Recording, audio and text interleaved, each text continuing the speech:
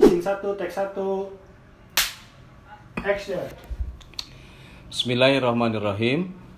Assalamualaikum warahmatullahi wabarakatuh. Kawan-kawan, berjumpa kembali bersama saya Aang pada program Kuliah Retorika.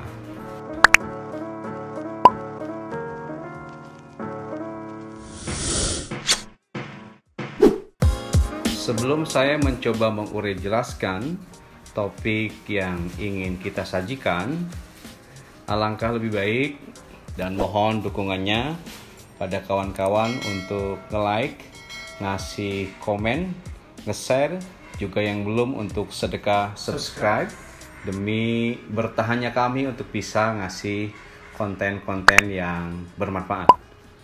Pada kuliah retorika kali ini saya ditemani oleh kaos dakwah yang diproduk oleh MTR, Masyarakat Tanpa Riba. Sebuah produk yang saya kira punya visi, misi, juga idealisme untuk berdakwah. Terlebih ini diproduk oleh Masyarakat Tanpa Riba. Ini salah satu produknya. Kawan-kawan bila membutuhkan bisa lihat di Shopee, kodenya AM1267. Bisa juga lihat di IG AM1267. Bisa pesan dalam partai kecil maupun besar. Bisa menghubungi WA 081 322 532375. Tidak hanya itu, saya pun ditemani oleh air mineral Sunan Gunung Jati. Ini air mineral yang mengalirkan berkah para wali. Jadi sudah saatnya kita bijak dalam membeli produk minuman, meskipun lokal tetapi kualitasnya internasional. Kawan-kawan semua, topik yang akan saya kaji di kuliah retorika kali ini adalah tantangan mubalik panggung. Pertanyaannya, siapa mubalik panggung itu? Para mubalik, para dai, para penceramah yang mewakafkan waktunya untuk berjihad di jalan dakwah dari satu panggung ke panggung yang lainnya. Panggung dimaksud tentu adalah panggung tabligh akbar. Ini penggunaan panggung sebagai medium tabligh akbar sangat lazim ditemui di Indonesia. Hal ini digunakan biasanya karena keterbatasan daya tampung masjid atau madrasah tertentu untuk menampung jamaah yang datang di kegiatan tabligh akbar itu.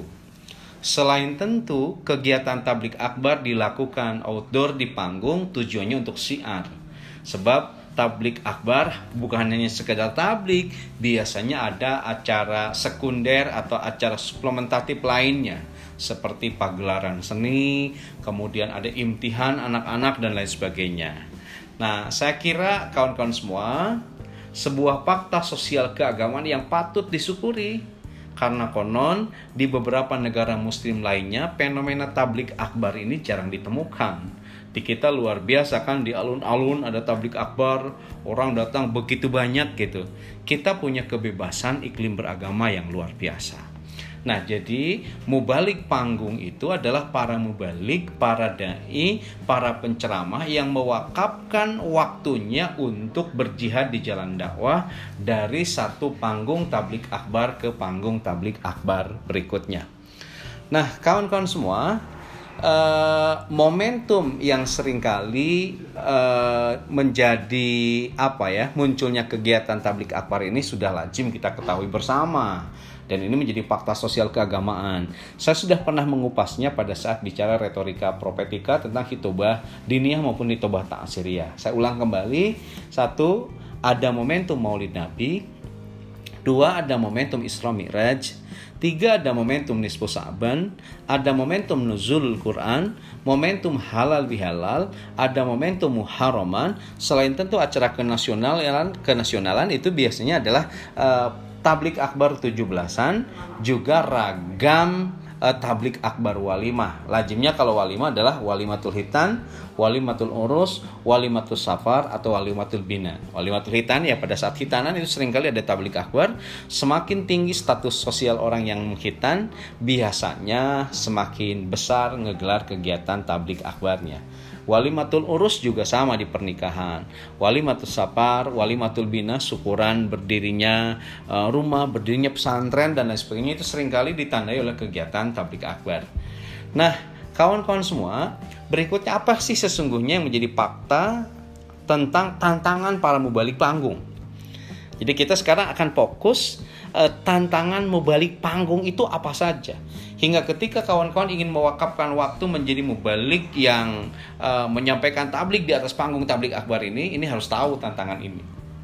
Pertama, fakta tentang aspek-aspek teknis. Jadi fakta tantangan pertama itu adalah aspek-aspek teknis. Apa saja aspek teknis yang menjadi tantangan bagi seorang mubalik panggung? Satu, tata letak panggung yang kadang tidak kondusif. Jadi panitia membuat tata letak panggung itu kadang tidak kondusif. Tempo lalu saya sudah bicara, ada fakta tentang kandang domba itu, fakta tentang kolam, fakta tentang truk pasir. Kadang juga ada fakta lain, misalnya kita panggung di sebelah sini sementara audien jauh. Itu agak susah kita untuk melakukan interaktif. Tetapi siapapun yang mewakafkan waktunya untuk menjadi mubalik panggung, mubalik tabligh akbar, fakta itu harus bisa dihadapi. Satu, jadi tantangan pertama tata letak panggung. Yang kedua, tantangan masih di aspek teknis adalah kualitas panggung yang kadang dibuat seadanya. Jadi panggung tabligh akbar itu dibuat kadang seadanya gitu. Ingin di luar, asal di luar, kemudian panggungnya dari bahan yang bukan layak jadi panggung, misalnya dari sekedar serpihan papan-papan ditempel, tiba-tiba pada saat diinjak misalnya ambruk. Itu saya pernah ambruk di panggung misalnya. Kemudian belum lagi lokasinya yang kadang tidak kondusif lah ya. Kemudian yang ketiga adalah penataan lampu yang kadang menyilaukan pandangan penceramah.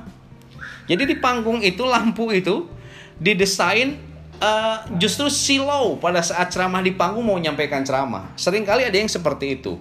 Dan mau dibenarkan kan bukan persoalan mudah karena lampunya disetting begitu tinggi dan lain sebagainya. Satu. Yang kedua, fakta lampu itu ada semacam buah simalakama. Buah simalakama tuh kalau dimakan ibu mati, tidak dimakan bapak mati. Artinya gini, lampu itu pada saat dinyalakan misalnya bermasalah, tidak dinyalakan bermasalah. Saya pernah punya pengalaman di Pantura waktu saya ceramah gitu, di jalur Pantura itu di pinggir-pinggir sawah, kan sawahnya rata-rata lega-lega gede-gede itu. Saya ngisi tabligh akbar pada waktu itu. Panggungnya cukup bagus, tapi lampu jadi masalah. Kalau lampu dinyalakan, itu binatang serangga-serangga dari sawah, semacam walang sangit, semacam laron, itu di lampu semua. Yuk, di lampu tuh napuk sama binatang seperti itu. Nah, kalau dinyalakan, kita pada saat ceramah kupis gitu, sorban kita dipakai mengusir binatang itu. Tapi kalau lampu dimatiin, kita menjadi tidak terlihat. Nah, ini saya kira juga menjadi tantangan untuk para mubalik panggung. Lalu kawan-kawan semua, fakta tantangan berikutnya, kadang sound system itu bukan menjadi alat bantu. Jadi di panggung tabligh akbar itu sound system itu malah menjadi beban penceramah. Kan sejatinya sound itu bisa membantu suara kita, tetapi malah kadang menjadi beban gitu, menjadi bumerang bagi kita. Nah, ini sering kali ditemui. Nah, kawan-kawan semua, belum lagi fakta properti yang lain dari mimbar, kursi dan lain sebagainya yang kadang tidak bersahabat dengan kita. Nah, gini, atas fakta pertama ini seorang mubalik panggung harus siap menghadapinya gitu. Harus siap menghadapi tata letak panggung yang tidak asik, harus siap juga menghadapi misalnya kualitas panggung yang dibuat seadanya, harus siap menghadapi berbagai macam kemungkinan-kemungkinan yang lain. Kalau kita cengeng atas fakta ini, saya kira jangan jadi mubalik panggung. Ya, satu, tantangan yang pertama. Lalu ada fakta tantangan kedua. Apa? Heterogenitas audien. Jadi di tabligh akbar itu audien itu heterogen. Dari segi umur misalkan, ada anak kecil sampai orang tua. Lalu dari heterogenitas jenis kelamin, tentu tidak hanya laki-laki, juga ada perempuan. Heterogenitas juga dalam pengetahuan, dari mulai yang pintar sampai yang kurang pintar ada. Heterogenitas dalam status sosial, dari yang miskin sampai yang kaya juga ada. Bahkan heterogenitas dalam mazhab. Yang hadir di panggung tabligh akbar itu, di media tabligh akbar, ternyata bukan hanya NU, misalnya Muhammadiyah juga ada, Persis juga ada, Jamiatul Wasilah juga ada, campur aduk gitu. Jadi panggung tabligh akbar itu semacam kayak melting point gitu, di mana semua yang berbeda itu kumpul menjadi satu. Nah, atas fakta heterogenitas audien ini, seorang mubalik panggung harus bisa mengemas materi yang bisa diterima oleh anak kecil maupun orang tua. Materi yang bisa diterima oleh orang pintar maupun yang tidak pintar. Materi yang bisa masuk pada telinga orang miskin maupun pada telinga orang kaya. Jadi seorang mubalik panggung harus benar-benar bisa ngemas materi yang bisa diterima masuk di semua unsur. Itu tantangan yang kedua. Berikutnya kawan-kawan, ada fakta tantangan ketiga. Apa tantangan ketiga bagi para penceramah panggung itu adalah apatisme sebagian pinisepuh. Apatisme sebagian aparat. Gitu. Untuk penceramah yang tidak populer atau lazim disebut penceramah daripada teu aya lah, kira-kira gitu. Maksudnya gini, kan orang mau mengundang penceramah hebat, penceramah populer terbatas. Bisa jadi keterbatasan waktu sang penceramahnya, kemudian keterbatasan sarana dan prasarananya, keterbatasan misalnya fasilitas dan lain sebagainya. Namun kegiatan tablik akbar harus terus berjalan, maka pada saat yang seperti itu kan dicarilah mubalik yang dalam tanda kutip murah. Murah di sini bukan di harga, tapi murah waktunya gitu. Bisa ngisi kegiatan itu. Nah, pada saat di lokasi, kadang para mubalik yang tidak populer tapi dipinta untuk ngisi tablik akbar itu, para pinisepuh itu kadang tidak ngabagiakeun dengan baik. Jadi biu kita sudah datangkan untuk ceramah satu wilayah tertentu, tiba-tiba tokoh masyarakat, tokoh pemuda, kemudian tokoh ibu-ibu, tokoh majlis taklim, tokoh besi, tokoh sendal, tokoh lain segala macam lah ya. Kayak gitu ya. Itu kadang tidak menyambut kita dengan baik. Malah terkesan jutek gitu. Kan kita sudah berangkat jauh-jauh bawa beban yang luar biasa, pada saat datang di lokasi kita malah tidak disapa misalnya. Sekalipun disapa kita ditakut-takuti. Sekalinya kita juga disapa itu banyak sekali syarat yang harus disampaikan. Pada saat ceramah itu harus begini dan begitu. Nah, kawan-kawan semua, jadi pada saat kita mau ceramah di satu wilayah tertentu, tiba-tiba pinisepuhnya, tokoh masyarakatnya apatis pada kita, apalagi banyak keinginan ini, itu, dan lain sebagainya. Atas fakta ini dibutuhkan keteguhan hati dan kelapangan dada dari setiap penceramah untuk menghadapi hal itu. Saran dari saya, siapapun di antara kita yang jadi pinisepuh di lokasi tertentu, lalu tiba-tiba ada mubalik yang kita undang untuk isi ceramah di wilayah itu, tolonglah disambut dengan baik, diajak ngobrol dengan baik gitu ya. Jangan malah justru ini mah pada saat kita sedang ceramah dia pulang. Kita baru saja mulai ceramah, pinisepuhnya, tokoh masyarakatnya pulang, tidak hadir di area tablik itu. Ya spontan saja, pasti nanti juga jamaahnya akan ikut pulang. Lalu kalau demikian, apa artinya kita mengundang mubalik jauh dari yang lain? Oke, jadi yang ketiga, fakta ada apatisme sebagian pinisepuh. Ya. Berikutnya kawan-kawan semua, fakta tantangan keempat adalah nyinyiran dan olok-olok audien. Jadi pada saat kita ceramah di panggung, kadang skala ada audien itu yang nyinyir sekaligus ngolok-olok. Entah kenapa akhir-akhir ini di sejumlah tempat tertentu audien, terutama ababil nih, ABG yang lagi labil, seringkali tidak berperan di media tablik itu menjadi pendengar yang baik. Jadi ketika seorang penceramah menyampaikan tausiah, dia bukan pendengar yang baik. Mereka kadang gaduh, ribut, bertingkah, ngeselin, dan lain sebagainya. Yang paling berat adalah ketika mereka nyinyir, bahkan ngolok-olok kita sebagai penceramah. Seruan kita kadang dibalas dengan candaan atau guyonan yang kadang juga mati emosi. Itu puji dan syukur mari kita panjatkan ke Allah Subhanahu wa taala, mereka bersaut mari ya semua. Itu juga kadang asik. Atau puji dan syukur kita panjatkan ke Allah, tiba-tiba nyeletuk, Ustadz mohon maaf si puji dan si syukur tidak mau dipanjatkan. Itu luar biasa. Makanya pada saat ceramah saya jarang sekali mengutip kata-kata itu, bisa ada nyeletuk seperti itu. Nah, itu salah satu contoh saja, dan masih banyak nyinyiran dan celetukan-celetukan dari audien yang rata-rata memang ababil, entah itu namanya dirinya santri atau apapun seperti itu. Nah, atas fakta ini seorang mubalik harus bisa memaklumi dan berusaha mengendalikan diri untuk tidak mudah terpancing emosi. Biasanya kalau capek, kalau lemes, ada yang ngolok-ngolok, ada yang nyinyir, kita inginnya marah. Nah, ini marah kadang juga tidak baik. Itu fakta tantangan keempat. Berikutnya, fakta tantangan kelima untuk seorang mubalik panggung adalah kondisi alam yang kadang tidak bersahabat. Karena tablik akbarnya kan di panggung, di luar, maka seringkali kita rasakan kondisi geografis kadang tidak bersahabat. Sudah sangat lazim gini. Kalau kegiatan tablik akbar itu dilakukan outdoor, di lapangan, baik lapangan asli atau tempat yang disulap menjadi lapangan. Karena itu, bila tablik akbar dilaksanakan di siang hari dan secara geografis wilayah itu adalah wilayah yang panas, sebut saja kayak Karawang, Bekasi, Jakarta, Cirebon gitu. Maka kita harus bersiap diri pada saat melakukan ceramah itu untuk tarung dengan cuaca panas. Di suatu ketika saya diundang ceramah di Karawang, ceramahnya jam 10 sampai jam 12 siang, lagi terik. Kita kan Bandung ini sejuk, tiba-tiba kita ceramah di daerah panas. Luar biasa itu, keringat sekujur tubuh itu. Banyak, setelah ceramah itu kita kayak habis mandi. Nah ini kan kita harus siap berhadapan dengan seperti itu. Pun sebaliknya, bila tablik akbar dilaksanakan di daerah dingin, maka harus siap bertarung melawan cuaca dingin, gitu ya. Tak jarang karena tidak kuat dengan cuaca yang terlalu dingin, efeknya malah males, bad mood gitu. Nah, jadi seorang mubalik panggung itu harus siap dengan segala kondisi cuaca apapun gitu ya. Apalagi kalau musim hujan dan angin kencang. Saya pernah ceramah di daerah tertentu, lagi ceramah yuk, tiba-tiba datang angin kencang, itu sampai tenda terbang gitu. Wah itu takut. Waktu itu hampir saja saya menafsirkan mistik. Wah ini ngewa gitu ya. Ternyata memang kedatang angin yang cukup kencang. Nah pada kutub ini, seorang mubalik panggung harus terlatih untuk bersahabat dengan kerasnya alam. Ya, itu. Jadi kalau tidak mau kedinginan, tidak mau masuk angin, jangan jadi penceramah. Kemudian berikutnya, kawan-kawan semua, fakta tantangan yang keenam, waktu penyampaian tablik akbar kadang tidak kondusif. Gini, kadang kegiatan tablik akbar yang akan kita sampaikan itu kadang diposisikan bukan sebagai sesuatu yang primer, tetapi malah menjadi sesuatu yang sekunder. Yang sedih kadang hanya tambahan yang bersifat suplementatif. Judulnya tablik akbar, tapi ceramahnya itu bukan primer.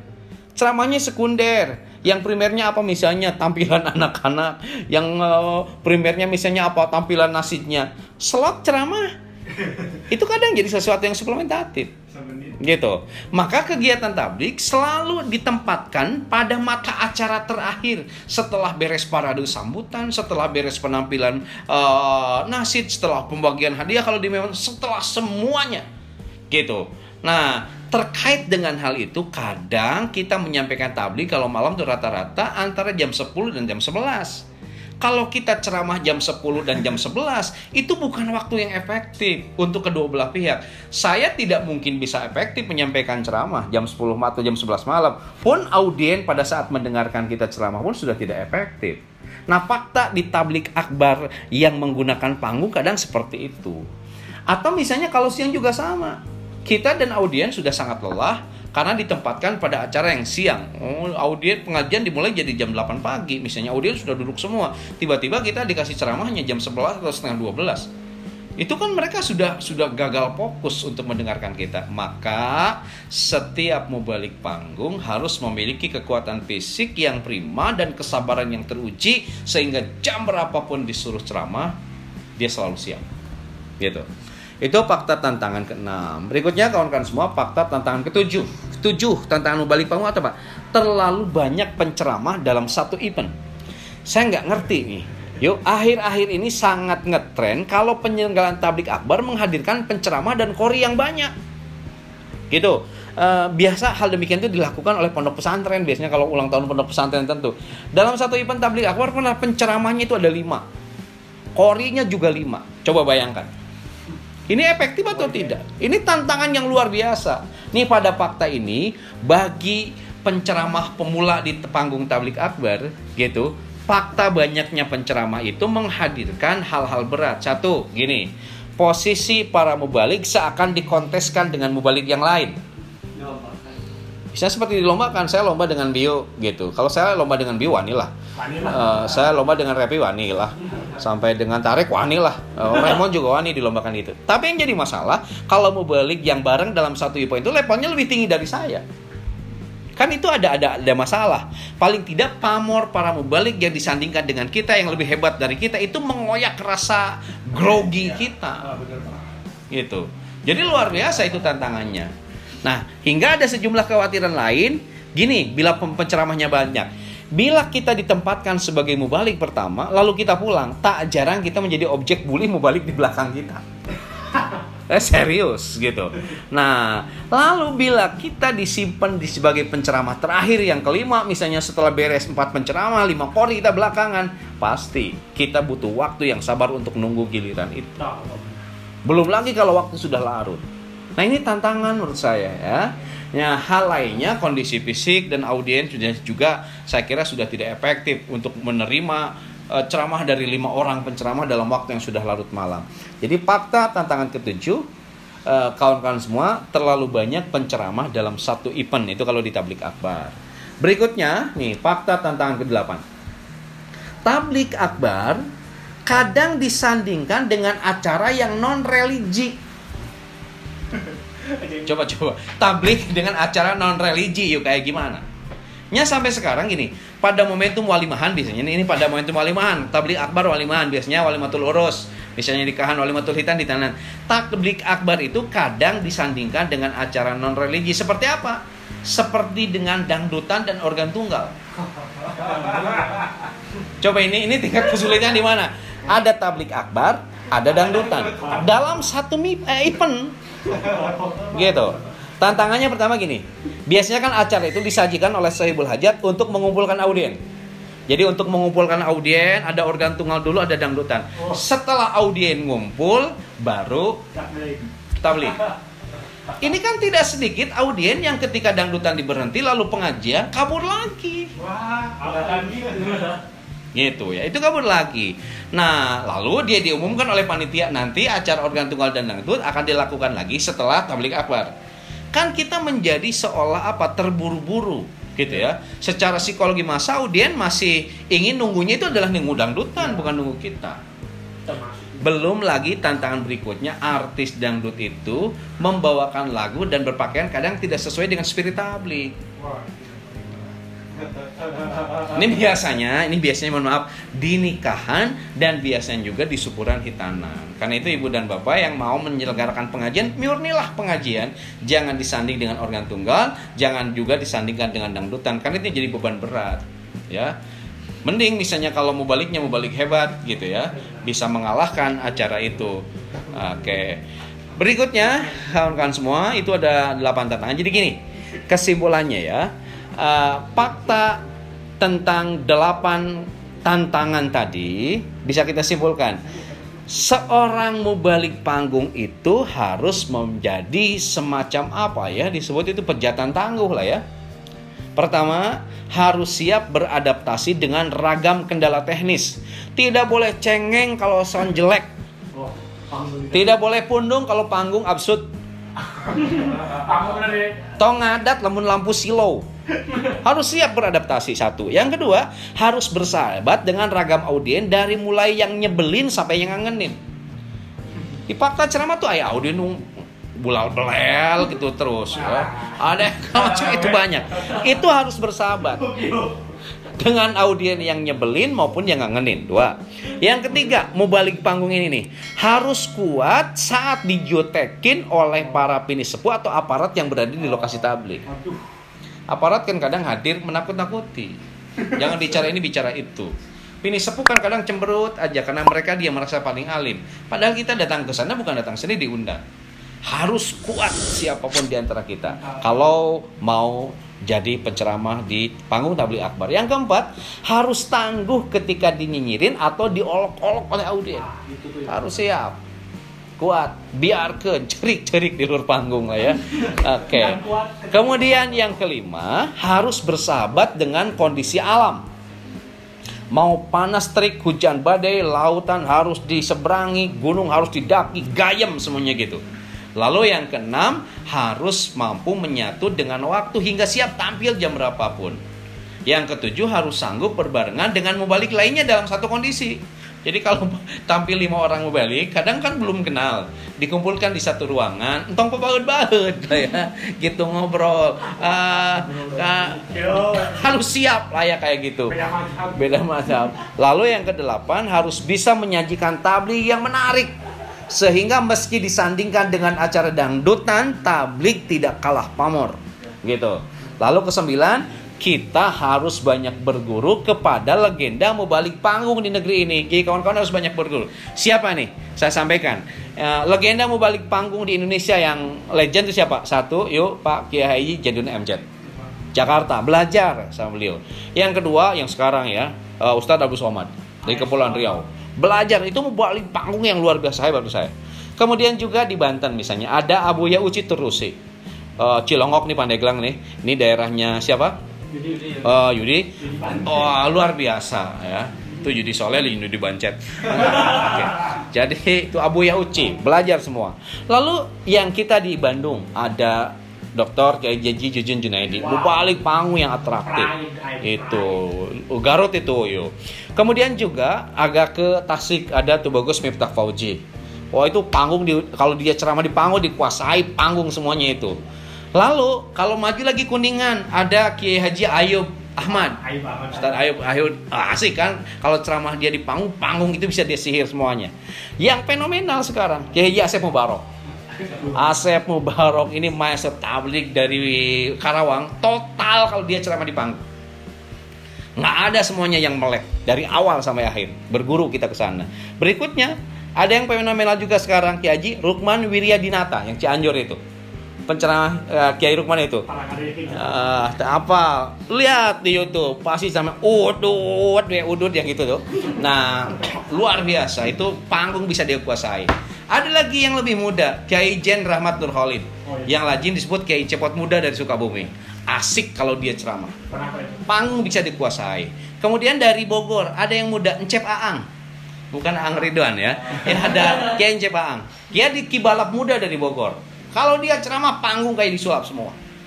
Kemudian berikutnya kalau di kita di kampus UIN Bandung ya Pak Dr. Abdul Hamid, Pak Dr. Kiai Jenal Abidin, Pak Tata, Pak Abdul Mujib, itu adalah tipologi mubalik panggung yang kita harus berguru pada mereka. Oke, kawan-kawan semua, ternyata jadi mubalik yang ceramah di panggung itu tidak semudah membalikkan telapak tangan, tapi yakini juga tidak sesulit memindahkan rembulan ke pangkuan tangan. Tantangannya memang besar, tetapi bisa kita pelajari itu semua. Ya, bismillah, itu kalau kawan-kawan ingin menjadi mubalik panggung, saya rekomendasikan tadi kita harus banyak berguru pada orang-orang yang tadi saya sebut maupun pada orang-orang lainnya yang dalam penilaian kawan-kawan bisa mengkondisikan panggung itu menjadi sebuah tempat tabligh yang atraktif, super motivatif dan bisa mempengaruhi orang lain. Kawan-kawan semua, itu saja yang bisa sampaikan pada kuliah retorika kali ini, bahwa kawan-kawan semua begitu banyak tantangan untuk para mubalik yang ceramah di panggung itu.